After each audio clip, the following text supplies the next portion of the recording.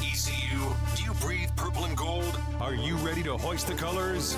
Now, time for the most in-depth look at the world of ECU athletics. Welcome in to Hoist the Colors with your host, Stephen Igo on 94.3 The Game. Watch the show live on Facebook and at 943thegame.com. Now, here's your host, Stephen Igo. Welcome in, Hoist the Colors on a Thursday, February 20th edition of the show. A little ice and snow can't stop us from being here, and we've got a packed house. The boys want to do a show on a snowy Thursday, so we'll introduce the cast here shortly. We're live on YouTube, Facebook. If you got a question, a comment, a concern, drop it. Over the course of the next hour, we will get to it. If you're watching our live stream, we're at a different desk. We're at the Big Hen, Henry Hinton's desk, for Talk of the Town, because we have 4 in-studio personalities. To my left is Brady Thomas, Hoist the Colors intern. Brady, welcome back. Good to be back. How did it feel to drive through the snow this morning? First time driving in the snow. I don't think I did too bad, James. First time ever. First time ever driving through the snow. I was a little sketched out, but we made it. James Gilio to his left, fellow Hoist the Colors intern. We're having a roundtable today. James, how would you assess his driving? Well, Brady and I live in the same apartment complex, and he was gracious enough to give me a ride over this morning. His car was not covered in snow. I would say he did a pretty good job. I'm glad y'all made it safely. Yeah, first timer. You popped your snow driving virginity, so we're good to get that out of the way. Philip Pilkington behind the glass. Philip, you also, all right, first off, you were here until the basketball game ended last night, so you've driven in the snow/ice multiple times, and glad you're still here with us. Yeah, glad to still be here. And, yeah, I was about to send a meanly worded text to Darren. That was the longest interview he had done all year with Coach Swartz. I was like, dang, the roads are getting bad. Get me out of here. No, I'm just kidding. Darren did a good job with the post-game interview. But, shout out to Dr. No Dan Miller and Dylan McKay for allowing me to drive the four-wheel drive company truck home last night, because the roads last night were not nearly as good as they are right now. So I felt much more safe than in my little front-wheel drive Kia. So thank you guys for letting me drive the four-wheel drive pickup truck. Yeah, if you're listening to the show live, I mean, the main roads, Arlington, Evans, are really not that bad. But obviously, if you're, still drive safe, and then the parking lots, the turning lanes, all that, you got to be extra cautious. The Pirate Pulse is checked into the chat, gentlemen. He says, dang, the studio is deep today. So Chance Scott checking in. Sure is. We need the Pirate Pulse on the show one day. Yeah. Chance, get him on. Got to get Chance back on. He lives so far away. I don't want to overexert his effort, but we'll have to get him back in for sure. Gentlemen, ECU basketball. It's a toxic relationship. We've been over this. Last night was not the worst performance in the world, but definitely a frustrating game. We were texting. We had the chat going during the game, guys. Like, just ECU falls behind early, and it just was frustrating how many touch calls Tulane seemed to get. ECU, every time they got to within 6 or 5, Tulane would make a run. Pirates end up losing the game 86-81. We'll go around the horn, just general thoughts on the game. We'll start with James Gilio. Your thoughts on the Pirates' loss? I thought they played hard. I thought they played well. Like you said, Tulane was getting a lot of calls down low. And it felt like every time they would get on the block, they'd get a call, and they'd always had an and one. It felt like a lot of and ones. A lot of and ones for Tulane. It felt like 8 or 9. ECU had a couple and ones.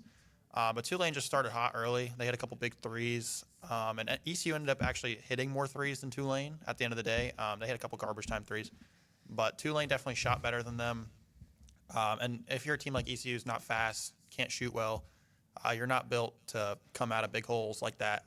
They cut it down to like 6 at some point at midpoint of the game, and they were down at 6 by 16 for a large – I feel like not a large part, but they were down by double digits most of the second half. It was like every time they made it a two-possession game, Tulane would answer. Tulane would hit a couple shots. But they dwindled it down a couple times, but they just couldn't muster together, 3 stops in a row, 3 baskets in a row. So that was overall disappointing. I mean, they only lose by 5, though, to Tulane. I'm not going to be like the season is right. They're terrible. But Tulane's a good team. Just got to bounce back for UTSA on Sunday. Yeah, not the worst loss in the world. Obviously, ECU's chances at a first-round or double bye took a pretty big hit. Brady Thomas, your thoughts on Pirates losing in New Orleans? Well, I just want to get to the bottom of why they cannot win 4 games in a row. It hasn't happened since 1996 in the CAA as far as conference games. Yeah, that stat was on the bottom of the screen, and I was in disbelief, but not the worst loss. They just got out to a rough start on the road, and when you get out to a rough start on the road, it's hard to bounce back. And the defensive side was honestly off to a slow start as well. The Tulane got out to a good jump, and ECU really just couldn't get stops early, which pretty much you play from behind on the road, not a good recipe for winning. The Pirates are just saving their 4-game winning streak for the conference tournament, gentlemen, because when they do that, they will be conference champions. I was actually getting ready to say that. Yeah. Perfect. If they have to play in the second round, which is really the first round, but that's a whole other conversation. We'll get Phillips' take in a minute. R.J. Felton ends up with 18, Jordan Riley 19, C.J. Walker 14. So your big 3 all in double digits, but not the most efficient game for RJ, 7 of 19. CJ was getting hacked in the paint, couldn't get a call, but Tulane got a bunch of calls. Philip, your thoughts? I know you produced the game, so your thoughts on ECU's 86-81 loss to ECU, or to Tulane, excuse me. Yeah, I mean, so first off, the good is, once again, this team has no quit in them. We saw them fighting all the way to the very end and almost pulled together a comeback. The downside, I thought the first 8 minutes of the game from both teams was a little sloppy. And when it's sloppy, it's either both teams are going to play bad or one team is going to counter the slop by hitting shots. Tulane countered their slop by hitting shots, got up. And if you really eliminate those first 8 minutes, East Carolina hung in there. But when you're already down, you have to fight a way to come back. How do you come back? Extra possessions, offensive rebounds. That's something they did very good. Now, one thing they did abysmally was second chance points. I don't know what the final tally ended up being, but at one time they had 10 offensive rebounds and 3 second chance points. That is an easy way to get back into games. It's easier than hitting threes. It's easier than trying to create live ball turnovers because you're both susceptible. When you do both of those, you're susceptible to letting up stuff on the other end, but you're not susceptible when you crash the offensive glass. They did that, and they just couldn't hit their putbacks. And this is a team who really has been really good this year at second chance opportunities. I don't know what the issue was last night, but that is why they were not able to claw back into this game until there was, it was too little too late. Good points. Yeah, the final tally, Philip. ECU, 17 offensive rebounds, 11 second chance points. That is not good. Tulane, 13 offensive rebounds and 19 second chance points. We talked about it. Tulane was getting out-rebounded on the season. They actually win the rebounding battle, and they win the second chance battle. And that was, in a 5-point game, and yes, Tulane ended up, to me the score was a little bit closer than what the game was like. But just watching the game, Tulane's not that much better than ECU. They just got off to that good start, James. And I don't know, in a vacuum, it's a disappointing loss because of what ECU could have done for the standings, which we'll get into. But for me, it's not a bad loss. And now I just want to see this team come back home and play well in some winnable games and not have another Rice episode. So you can't have another Rice episode against UTSA. I was going to mention the offensive rebounds. I didn't realize ECU out-rebounded them. I guess they must have gotten some down the stretch. But it felt like every bounce, every tip ball was in the hands of Tulane. It was just a really wacky game. I think they'll have a really good chance to beat Tulane later in the year when Tulane comes here. But yeah, it's just disappointing that they lost the game. But like we said, nothing to hang your head on. Tulane's a good team. You really just cannot lose to UTSA at home. Jan Farrell, one of the bright spots, Brady. 14 points, 4 made 3-pointers. I know you were giving him a hard time in the chat, so he responded after you called him out. Yeah, finally, good to see Jan finally stroking the 3-ball. That's exactly why he's here, and he gets a lot of looks. It's promising to see him go 50% from 3-point range. Yeah, 4 of 8. Yeah, 50% from 3-point range. I know he had a few late, but it's good to see him. Just for some confidence, he just needs to see the ball go through the hoop, and I think this game might help him down the stretch of AAC play. I don't know what it is about Jan, guys, but it's like it's nothing but net or just clank. horrific even miss. close. Am I the only one I noticing feel that? like that's it with everybody on the team. I feel like it's Yeah. either it's RJ's the same way at Yeah. times. Philip, Not Cam. He just airballs sometimes. Cam, yeah. Did I say that out loud? Cam takes the deepest threes in the world. So like, if you're going to airball it, he's going to be the one. Jay Shane airballed one on a wide open three last night. I was going to say I think somebody airballed. It was just fresh out of the oven, not even close. It was off an offensive rebound, I believe. Yeah, it was a great pass. Yeah. And he just Not like even he close. took too long to load it. You can tell like at times they're just a little bit nervous to shoot. Kason Rameli has joined the chat. He says, "Can't let someone in long sleeves cook you." Shaking my head. That Brumbach kid. Rowan Brumbaugh. By the way, that dude is a baller. I got to give him Yeah, credit. he went off last night. 21 points, 6 rebounds, 7 assists. He did have some awful turnovers at times, but he got every foul call. He's one of those dudes who, like, if you touch him, he does the whole, like, Move his full, head. he knows how to sell it, and the refs were buying it last night. He looks like the kind of dude that shows up to a blacktop and on his headband and his sleeves, and then like is absolutely buns, and then complains about not getting picked. That is him. But last night he was not buns. He was really good. He Georgetown transfer, spent time at Texas, so Tulane got a good one there. And then the other guy that changed the game was Caleb Banks, Indiana transfer for them. He had hit 1 3-pointer in his previous 5 games, and he comes out during that stretch where like they kind of separated early on. He hit 3 threes. So sometimes you got to give him a little credit, Brady. Yeah, Caleb Banks averages 15 points a game and shoots 50% from the field. So he must have been going through a little cold stretch and finally snapped out of it, because just box score watching, he seems like a solid player. But He had been on a little bit of a down stretch. yeah. This team, guys, for ECU, how much of it is, last night they got that 4th score, Jan Farrell, but I don't know. I mean, 81 points you should be able to win, but it still feels like at times they just rely so much on RJ, Raleigh, and Walker, which I guess you have to.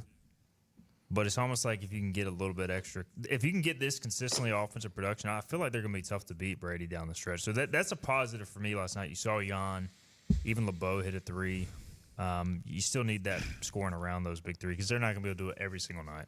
Yeah, and I really think that's Schwartz has kind of found that key to winning is to the only key to winning is going to be run through those guys.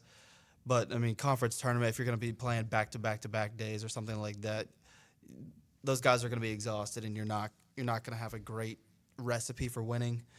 But I mean, seeing Jan hit a couple threes put a little more confidence back in him, and he could be doing that because they run a good handful of plays through him. So I don't know, but that's definitely the key to winning is running through the big 3.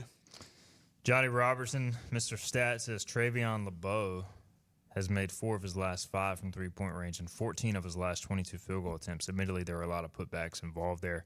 Yeah, I feel like that must span a lot of games because he's not shooting a lot. No, he doesn't shoot a lot. No. Yeah, but anything from Travion on the offensive side would contribute a heck of a lot to ECU. For sure. He's not much of an offensive player. I don't know, James, like, is it just kind of is what it is at this point, and we're going to have to rely on the big 3 come tournament time? Yeah, I feel like we're just so far in the season that finding that 4th guy is kind of – it's just somebody different has to step up every night. Conference tournament, that's going to be the same deal. The big 3 are going to do their thing. If one of them has a bad night, then that's when ECU kind of falls off a little bit. So you just need a 4th guy to step up, and it doesn't have to be the same person every night. It's just a different guy, and just LeBeau or Jan Farrell. I mean, anybody just step up, hit a 3, hit a jump shot, force a turnover, do something.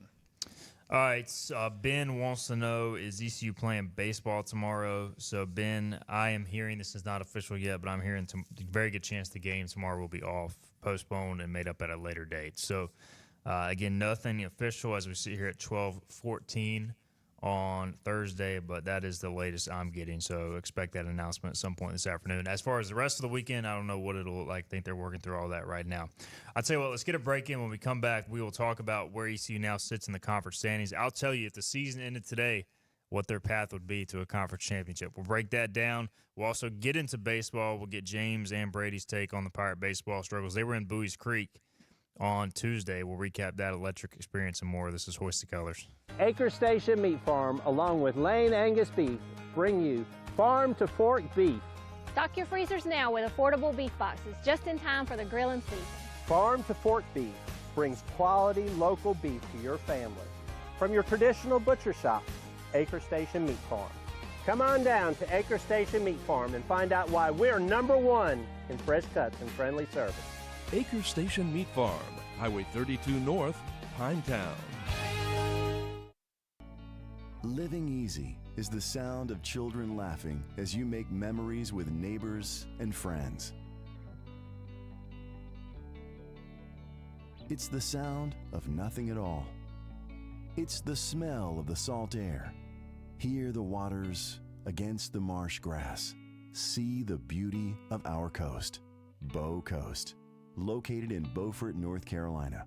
Southern Living's best small town. Other restaurants claim their food is fresh and fast, but are they friendly? At Moore's, you're treated like family the minute you walk into their doors. With locations in Winterville, New Bern, Swansboro, Morehead City, and Jacksonville. We've been practicing what we preach since 1945. At Moore's, our barbecue is slow cooked and smoked over real wood daily until it's so tender it's falling off the bone. Combined with our fresh chicken, cooked to order seafood, and homemade fixins, we're sure you'll agree. If it's not Moore's, it's less.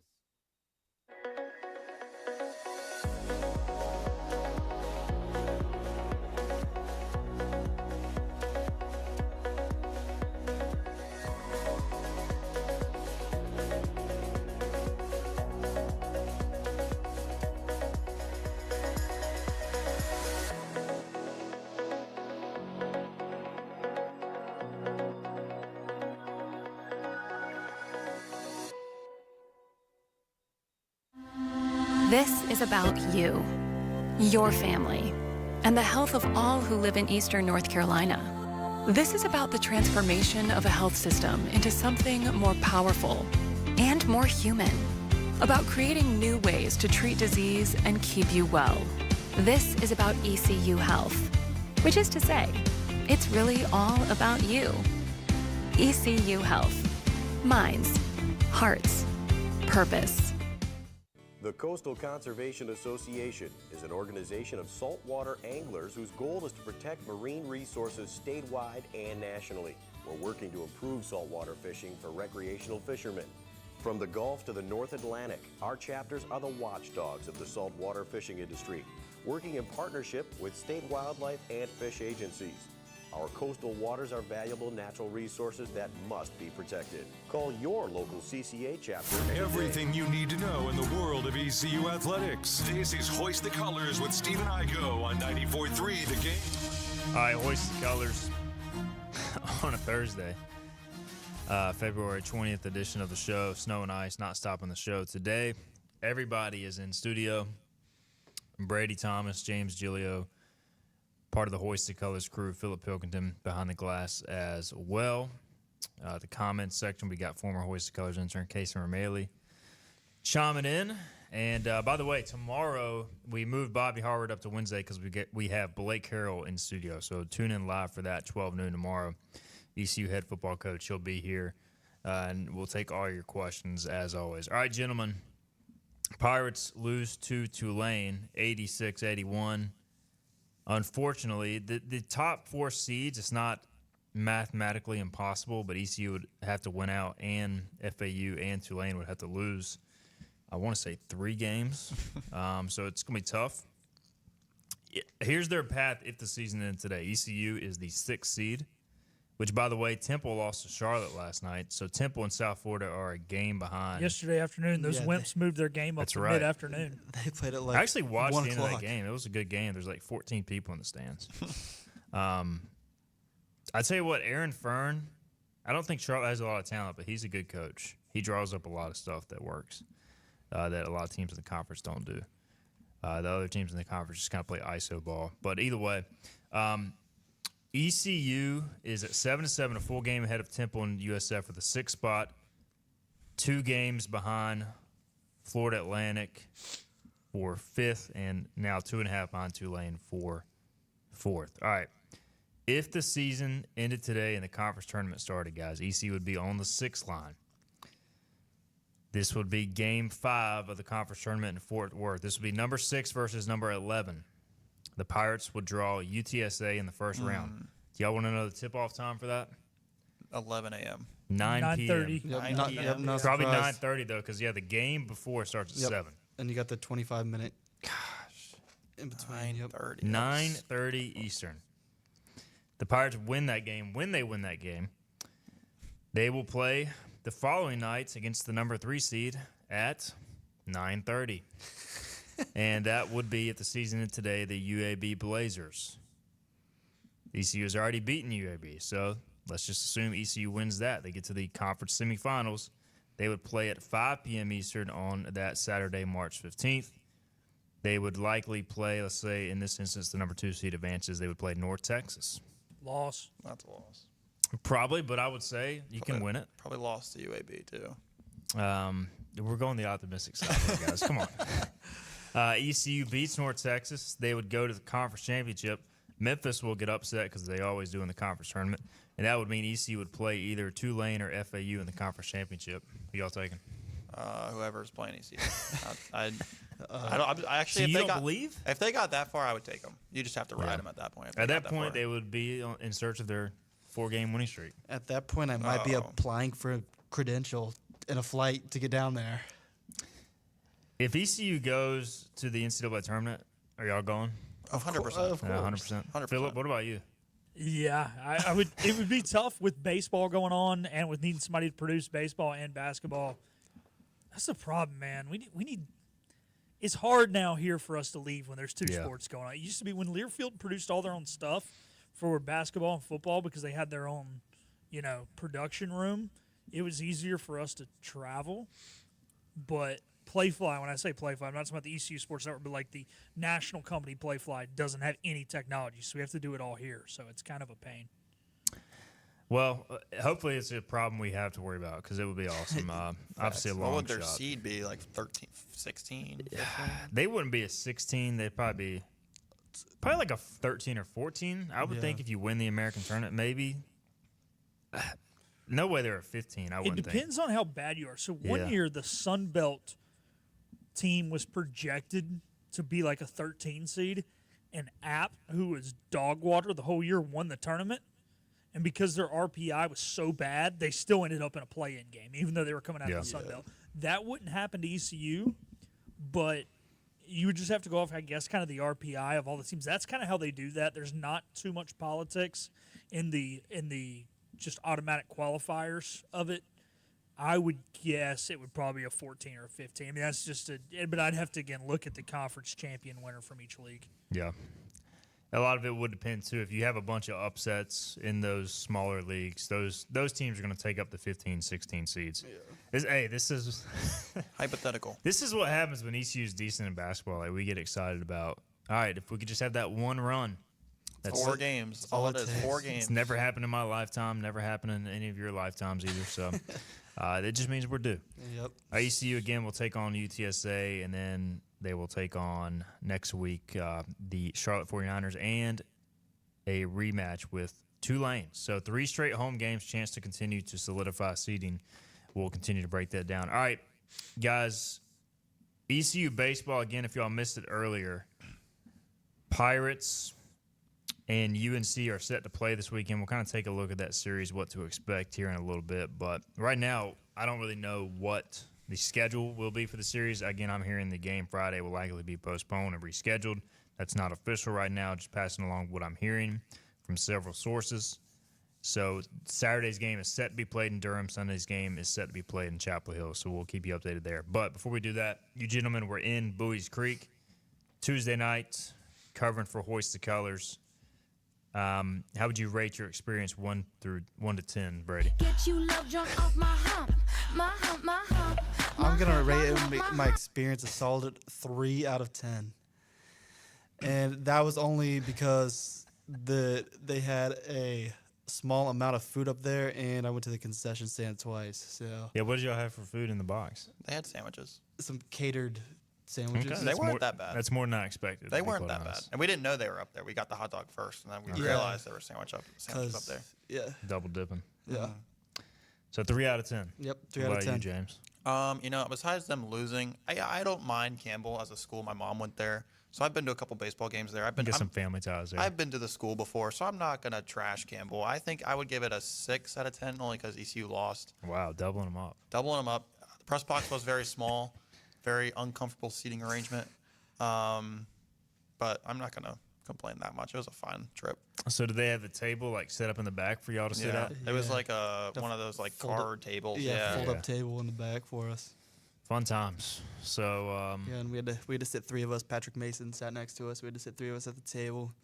Chair couldn't even scoot in and out. So that's how tight we were. I was like climbing under the table and stuff. Yeah. So could you actually see the field from where y'all were? Brady couldn't really. I could see this field. I could see home plate at least if I like sat up. I didn't have the worst view in the world. Like third base was kind of blocked a little bit, but it wasn't the worst view in the world. It wasn't bad. I'm not gonna say it was a 3 out of 10. It was definitely better than 3 out of 10. All right. I wonder what these architects are thinking. Like, okay, I'm going to build a press box for a baseball stadium. Zero thoughts. Shouldn't you, from the press box, be able to see the field? Like, I don't understand why we're having this conversation. This is a stupid conversation. Where you couldn't see part of the field. It's like going to Durham. Remember a couple years ago It's when the we worst, played Duke dude. at Durham and like no one could actually see home plate from press row? Like, what the hell? Who's making this stuff? Yeah, These are horrible architects.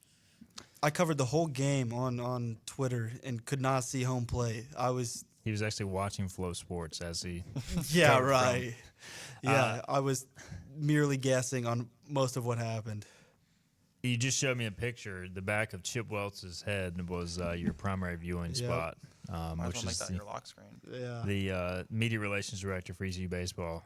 He was basically half of your viewing pleasure. At least Chip doesn't have a big head. Yep, I could see a little bit. So the Pirates lose 3-2, 2 hits. How was Cliff Godwin after the game, Brady? I feel like he could have been worse, but I mean, we asked a couple questions. I let Patrick Mason carry. So You asked the question though. I'll give you credit. yeah, Bold on the road at Campbell. to be honest, Hold on the road. yeah, I mean, he's gonna shut me down at some point. Might as well get it out of the way. But no, I thought he was gonna be worse, to be honest. But I've seen worse. I've seen Mike Schwartz be a little bit worse. So Just wait. Cliff is bad. Cliff is coming. What about you, James? Did I you don't think think about firing off a question? You know what? I had a question, didn't answer. I didn't ask it. Somebody else actually asked it. I always think of questions and somebody else always asks them. Yeah. That's why you gotta get it in early. I know. I just like to let other people do it. But no, I thought Cliff was fine. I think he could have been like you said, a little bit more mad because it was real. Bottom line, it was an abysmal performance from ECU offensively. 2 hits. That's not beating anybody. Campbell honestly wasn't even. They weren't world beaters. I thought Campbell wasn't very good themselves. Their one pitcher, their relief pitcher, Jet Music, who was also like their leadoff batter. What a name, by the way. All name team. He was easily their best player.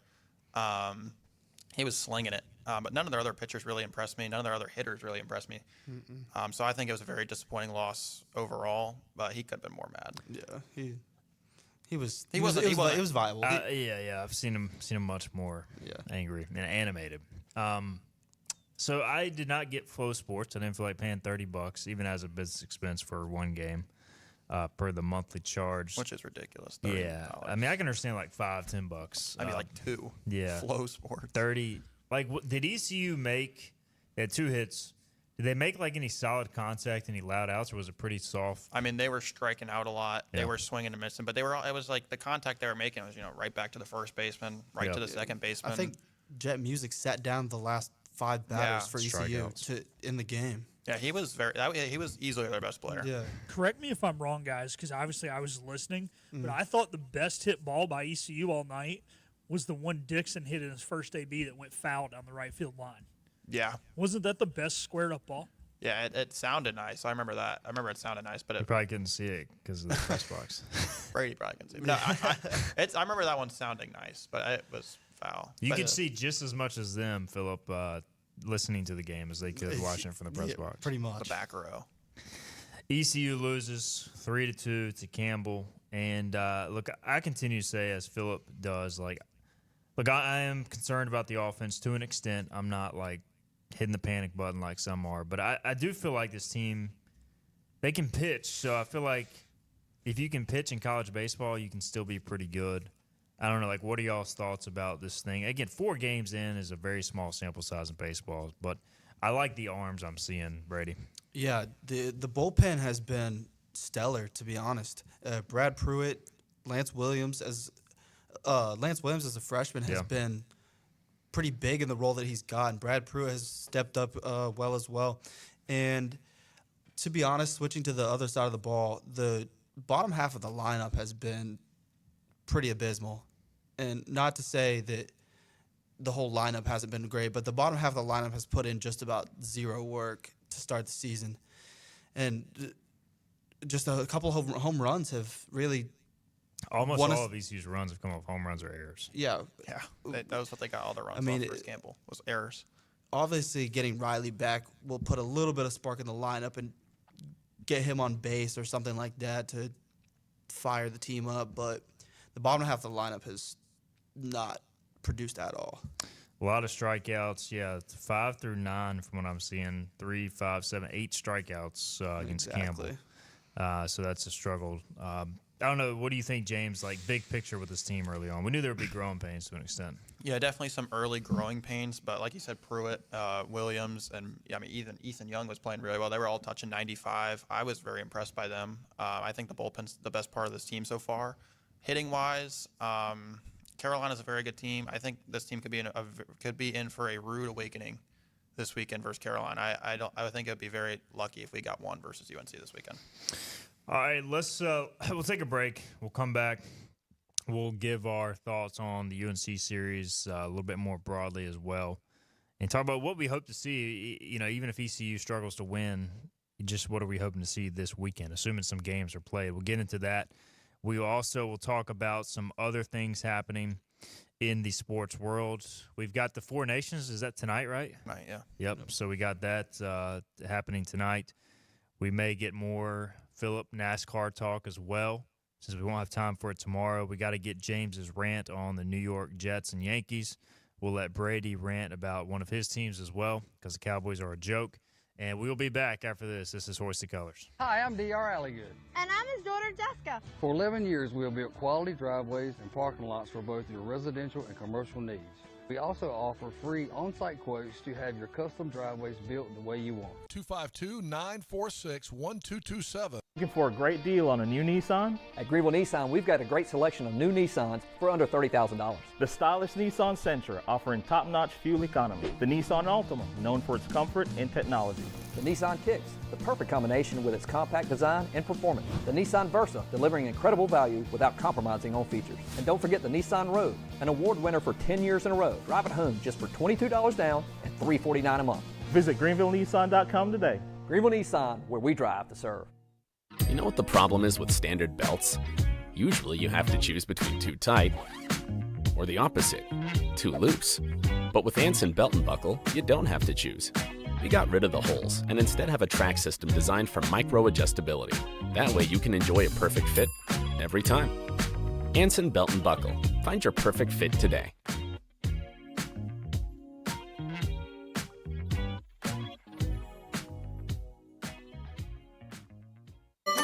Your confidence makes everything look good. You see the world in vivid color, not black and white. Swing through your neighborhood Fantastic Sam's Cut in Color.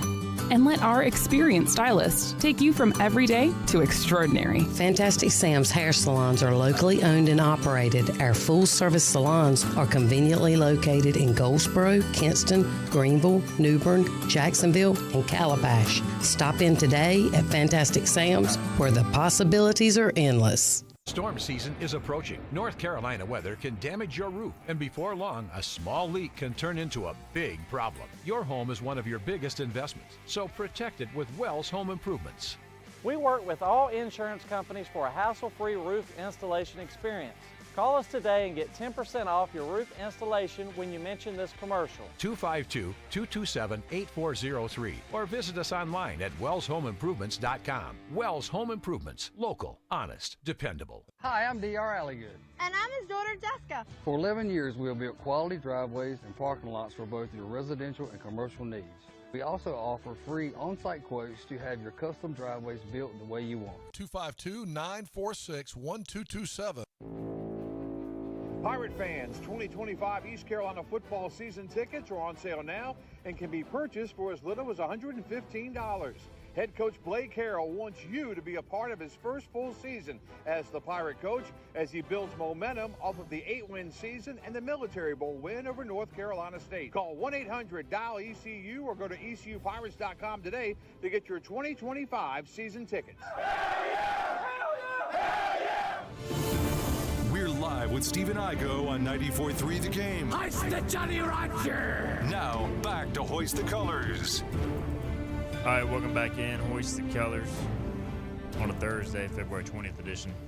Back in studio on this snowy, icy Thursday. Appreciate James Gilio, Brady Thomas, and Philip Pilkinen for making the drive in the snow to the show. And we're talking about ECU baseball a little bit as, again, assuming that ECU and North Carolina are able to play in some form or fashion. Again, we'll see how it looks. But I think the general consensus for East Carolina fans is if ECU can steal one, you feel pretty good. North Carolina's pretty darn good, guys. So I don't know. Do y'all feel the same, or is that like a loser's mindset to go in? It's definitely a loser's mindset. But like the players can't be thinking that way. No. If you're a player, don't think that. If you're a coach, don't think that. But as a fan, I'm kind of thinking it right now. 2 through 4 games, 2-2, haven't looked great in really any of them, any of the 4 games that we've played. So I'll be very content. But what I want to see is longer ABs. I think me and Brady were talking about that. They weren't really fighting at the plate. They weren't. It wasn't a lot of long ABs. Fouling off. 8 pitches, like 7-8 pitches in the at bat. So I would really like to see that versus Carolina, just really fighting. And even if it doesn't equate to, a home run or a double or even a single, just getting that pitcher tired and really, making him lose a little confidence, I think will be good. What are you hoping to see, Brady, outside of a Pirate victory? At least one game, I think, would be viable for this fan base with the stuff that they say on social media. But, yeah, I'd just install a little bit of confidence. Just hanging around all weekend, a win and just hanging around in some other games I'd be content with, to be honest. Philip, how about you? Is there any one thing you're hoping to see? I know this is going to be not the popular opinion, but it goes with Brady's point of hanging around. I've been pretty content with the pitching, with the exception of the hit batters. Now let's go out there and continue to find the zone against a very good lineup. Now, it's not as good as it was a year ago with, Cook's not back, Honeycutt's not back, but I've been praising this pitching staff through 4 games of how deep they look. You mentioned Lance Williams, freshman, looks mature beyond his years on the mound. We know what Sean Jenkins can be. Let's continue to not walk guys. Continue to not give those free 90s. Continue to pump the zone. Continue to not get shelled.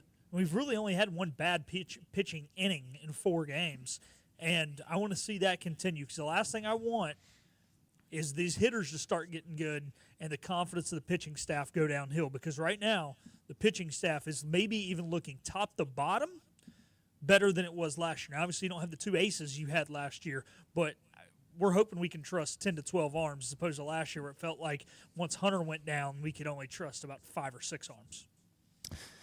Again, we'll keep you updated on the schedule for the weekend East Carolina-North Carolina series, obviously, whether across 3 locations the games are scheduled to be played. So there will be some movement of some sort, I would say.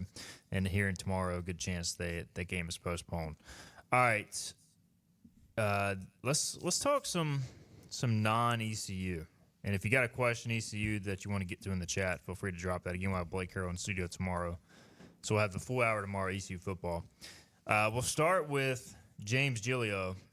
We're going to talk baseball in a minute, but we'll start with your New York Jets. Aaron Rodgers will not return. What are your thoughts? I've stated before, I'm glad he's gone. I think it's just time for a fresh reset. This was definitely a disaster.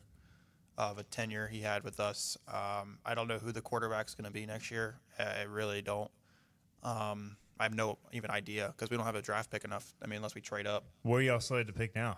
I think it's 6 or Yeah. 7. So that's not And going to the get one of the quarterback top 2 class guys. is Yeah, not weak quarterback great. class.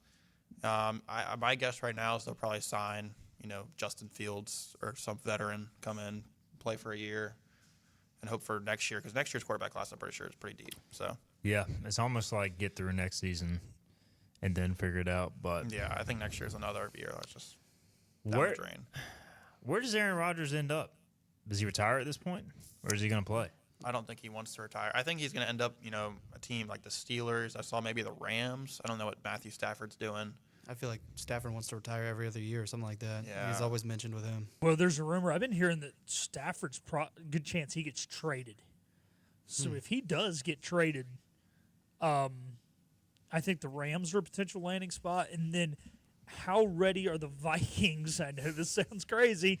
Brett Favre 2.0, right? But if they're not ready to start McCarthy because McCarthy didn't practice this year because he was hurt, would they sign him to a 1-year deal? He's kind of a mentor for JJ. I don't know, but that's Aaron Rodgers is not the best mentor. No, I'm not saying he is, No. but I'm not saying the Vikings have always made the best decisions either. They gave up like 14 picks for a running back in the 90s for Herschel Walker, and the Cowboys got 3 Super Bowl rings out of those picks. So this is the Vikings we're talking about. Yep. Rodgers is, I mean, he's 41, guys. Like, at what point is he just done? Or, you watched him more than I did, James. Like, is he still any good? I mean, honestly, he doesn't play that bad, but that injury definitely still is very apparent. Like, you can tell it definitely bothers him with that leg. He just doesn't really have the mobility anymore. He still has the arm, but he's, like, making up, like, because he doesn't have the legs anymore, so he's making up for it, and the passes aren't as accurate as they were. I think he could play one more year, but I think next year will be ride or die for him. Yeah. Bold take. I could see Aaron Rodgers going to the Raiders. That's another one. He's Makes a lot of Rodgers sense. is into the crazy stuff, so Vegas matches his personality pretty good. Pete Carroll and Aaron Rodgers does not seem like a And Tom a match Brady made is in heaven. minority. Tom Brady is Yeah. the owner. God. Oh, I did forget that Pete Carroll went there. Yeah, you got him. You got what's going to happen with Russell Wilson. There's a lot of bad quarterbacks. He could be a Jet. He could be on the Jets next year. Yeah, I could see he's- something like that. Yeah. A lot of over-the-hill quarterbacks. All right, speaking of over-the-hill teams, Brady is a Dallas Cowboys fan, and they hired Brian Schottenheimer to be their head coach. How are you feeling about the boys these days? Well, at this point, there's little to no hope on anything we do. I mean, if we trade Micah or something happens with Micah, I'm not sure I'll watch again. But Schottenheimer hire at first, it was like, or what are we doing? But to be honest, the coaching market didn't have many sexy names to get hired. The Saints still don't have a coach. They do. Correct. They finally got Kellen Moore after the Super Bowl. Oh, okay. But yeah, there wasn't a ton of crazy names that I was looking to like hire. I mean, Ben Johnson he wasn't coming to Dallas, so that's kind of a given. But at this point, I'll root for the guy. He needs as many people behind him as possible, so you might as well root for him until you can't. And honestly, like, the Cowboys have tried the big name coach to an extent, or the offensive coach. So I guess Schottenheimer is an offensive mind still, but I just at this point they just need to get rid of the headline making moves and just put together the best team. So I think it may end up working out better than a lot of people think. One thing I want to know, and we would have to do some research on this, what is the winning percentage of head coaches whose father was a head coach? And now I understand that, that Marty Schottenheimer was probably a little above average and he was good in San Diego, especially was okay in Kansas City. But you look at Kyle Shanahan now, obviously he's coming from a Hall of Fame father. You think of the Ryan brothers, who obviously Buddy Ryan being their dad. I'm sure I'm missing some here. Obviously the Shula guys' sons have gotten into coaching. I can't remember if either one of them's ever been a head coach. But even though it's not the sexiest name, is there something about the fact that he did grow up watching his father be a pretty good head coach? I mean, I know he's not one of the all-time great names, but you got to remember the year he got fired, he went 14-2. Just couldn't win the playoffs. And got fired. Couldn't win in the playoffs, yeah. Which, I mean, hey, sounds like the Cowboys, right? Good regular season game in the playoffs. But the point is, this guy, he's not the best name, but look, man, he grew up in this. This isn't new to him. He's not just some schmuck that got lucky, right? I mean, he's been around it. Yeah, and I would assume Dak had a decent say in him being the head coach, not as, he's hiring him, but he's been working with the offense for a while now, for the past couple of years. And supposedly, I don't know if this is true or not, I saw that a lot of the players wanted Schottenheimer to be the offensive coordinator, and then Mike McCarthy would not give up plays after Kellen Moore had left. So a lot of the guys vouching for Schottenheimer, so I guess we'll see how it plays out. I know McCarthy won a Super Bowl in Green Bay, but I just never felt he was the greatest coach. But yeah, I think the also roster 15 years ago. Yeah. I think the roster had more to do with that than for sure. The roster and the fact that I'm not trying to take anything away from him, but I mean, the Eagles played terrible in the wild card round that year. The Bears were on their third string quarterback midway through the second quarter in the championship. They had a pick six and a punt return for a touchdown against the Falcons in the divisional round. The only game they legit had to play good in was the Super Bowl. Now you still got to go beat Pittsburgh, who was a good team. But I mean, let's pump the brakes. I know they won a Super Bowl, but yeah, and I'm not trying to take anything away from them. There was some luck. Super Bowl. I'm not, but I mean, Rodgers wasn't great in any of those games. Yeah. I mean, the first one was 13-9 against Philly, and then against Chicago, it was 17-14. I'm just impressed you remember all this. Yeah, I was about to say the same thing. I didn't even know don't where how you were remember going all when you this. started that rant, but now I'm impressed. Because unless it's the Broncos, I don't remember any specific playoff game. Oh. Unless it's incredible. I was with you, Philip. I know what you were talking about. Appreciate it. Thank you, James. Ball knowledge. They have it. We don't. Let's take a break. When we come back, we'll wrap up the show. We'll talk about some Major League Baseball. At some point, we're going to have our in-depth MLB preview. We'll go division by division, but the spring training festivities are underway. And we'll talk about James Giglio's Yankees, also get into some of the other favorites heading into the season. If we have time, we'll get into some NASCAR as well with Philip. We'll be right back. This is Hoist the Colors. Ready to go for big savings? You've got the green light at Greenville Toyota with a new Corolla just $239 a month or new Tacoma only $349 a month. The green light savings event is on right now at Greenville Toyota. The team of Flatlands Jessup is working overtime to help ensure that Eastern North Carolinians like you get the health insurance help you need this open enrollment period. New legislation passed meaning more people than ever qualify for affordable coverage. Let us help you today. The best burgers around. Everyone loves a thick, juicy, and fresh burger. Tiebreakers does real burgers better than anybody. And don't forget about the cheese sticks, fresh salads, and more. So don't just go to any burger-themed restaurant chain. It's time to break the chain and eat local. Tiebreakers, burgers and sports at its best. Everybody loves Tiebreakers. Big tax credits are back. Get a 30% tax credit, up to $2,000 off your new Mitsubishi electric heat pump install. Let Comfort Master help you take advantage of the tax credits with a qualifying Mitsubishi electric ducted heat pump or non-ducted Mitsubishi electric mini splits. Mitsubishi electric mini splits are ideal for bonus rooms, garages, or sunrooms. If you need a new HVAC unit, call Comfort Master today. Call Comfort Master. Call Comfort Master. Tired of the 1-800 numbers advertising Medicare products? Flatlands Jessup has 6 offices all throughout Eastern North Carolina. Get face-to-face help from our local award-winning licensed team. Stop by today. Flatlands Jessup, your whole world covered. Hey, grab me one too.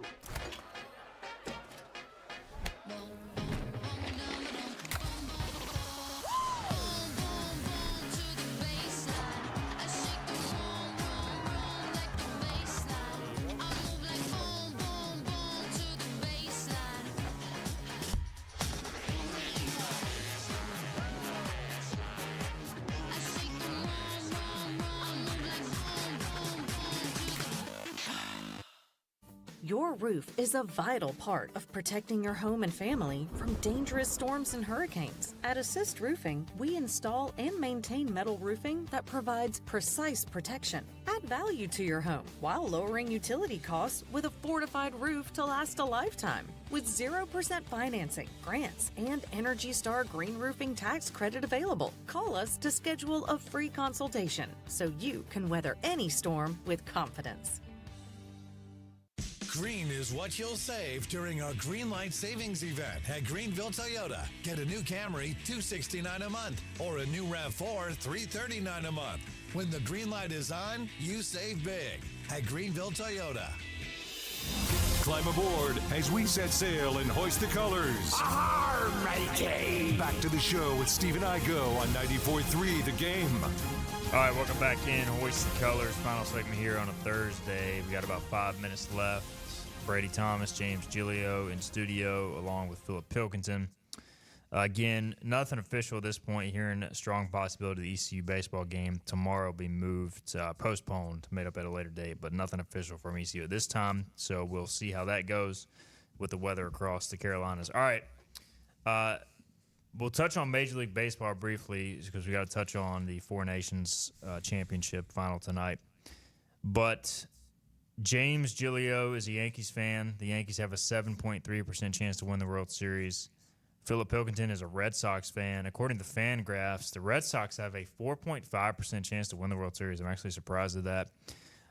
You are a Phillies fan, correct, Brady Thomas? The Phillies have Here comes the Phillies-Cowboys questions. 5.2% chance to win the World Series. I'm a Mariners fan. They have a 4.3% chance to World Series to win the World Series. So we all have a chance, gentlemen. Everybody's got a chance, actually. Do the White Sox do not have a chance. According to FanGraphs, the White Sox have a 0.0% chance. Sorry, Patrick Mason. The White Sox do not have a chance. The White Sox, Marlins, Nationals, and Rockies all have a 0.0% chance. Still have a 0% chance? The Athletics have 0.3. Oh. How are you feeling about you Yankees? I'm feeling fine. They made some nice pieces. Got some nice pieces in the offseason. I think we have definitely a higher than 7% chance to win. That's a little questionable, but it's because the Dodgers are taking up 23% and the Braves are taking up 14.2%. I don't buy the Braves. The Braves are not very good. The Yankees, though, I think will be fine. Got some new pitchers. Max Fried. Got some new hitters. The loss of Juan Soto will definitely hurt, but we don't need him. He sucks. So he sucks. Okay. He's not very good. We don't need him. We'll see if you eat those words. Brady, what about the Phillies? Wish they would have made another off-season acquisition, whatever you want to call it. Acquisition. But I think they're just in the realm of running it back, and they are not going to win the World Series. They could getting older. Yeah, they could beat the Braves again, but not going to the World Series and not winning. Philip, the Red Sox at 4.5. It feels a little rich, but I guess the Bregman signing and they've made some big moves. Yeah, the hitting is going to be good. They've got, Dom and I were talking about the other day, we got 11, 12 bats we trust. Rotation should be solid. Bullpen's a little questionable. We need a couple guys to step up and prove they can be better guys in the bullpen. We'll see what Chapman's got. He's old and really doesn't have control anymore, but he still throws 102. So we'll see what happens there. They'll be decent, probably win 85 games, sneaking the wild card, losing the wild card round. The Mariners will pitch really well. They will win enough games to miss the playoffs by one game, and I will be frustrated with the offense. They'll get over. They'll get in by an AL Central team. Will get in over them because they went 17-0 against the White Sox. That's how it goes. It's tough over here. All right, Four Nations tonight. Philip, Canada and USA, the rematch, 8:00. Can the USA close this thing out, Philip? It's going to be tough. Dealt with some injuries, and they're actually having to call a couple guys in. Don't know how good the chemistry is going to be there. I'm worried. They're a good team. They're going to be tough to beat twice in a matter of a week. But this team's got the firepower. They can do it. They got the goaltending. Just can't give them any cheap goals to Sid the Kid, McJesus, or McKinnon. Yeah, I mean, you just look at what U.S. has done with goaltending compared to the Canadians in this tournament. It's been night and day. So, I mean, that's a huge advantage for U.S. Home ice tonight, James, does that make a difference for USA? You know, my hockey bag is not very deep. But I'll say this. USA's winning tonight. I'll be tuned in. It'll be my the third NHL game I've watched all year. I don't even know if you count it as an NHL game. Third hockey game I've watched all year. We'll be rooting for the Stars and Stripes, though. Well, here's the thing. I don't know if the home ice will make as much of a difference as the fact that they're the designated home team, because they'll get last change. So I think that'll be good when you got two coaches who are really good, who can interchange their lineups as they need to. Having last change, I think, is really important coming off of dead pucks. So I think that's even more so than the fact that it's in Boston and it's on home soil. I would have never made that point because, much like James, my hockey bag is not very deep. What about yours, Brady? Yeah, my hockey bag is not deep either. But yeah, will you be tuned in? I sure will be. I'm not sure there's much else on TV tonight, so might as well. And play Freebird USA by at least 1.5. I am taking that bet and riding it. Something worries me about this game, gentlemen. I think Canada's going to get it done. I don't know why. I mean, I'm pulling for USA. I just feel like it's Canada's time. Oh my gosh. But I mean, I think that's the thing is like they've got the talent, but I think goaltending for US is they're going to have to lose a tight, low-scoring game. Hoping to see a couple fights too. Yeah, will there be any fights again tonight? Like it was cool, but by the third fight, 2 minutes in, it was like too scripted. Let's at that play. point. Let's play. Yeah.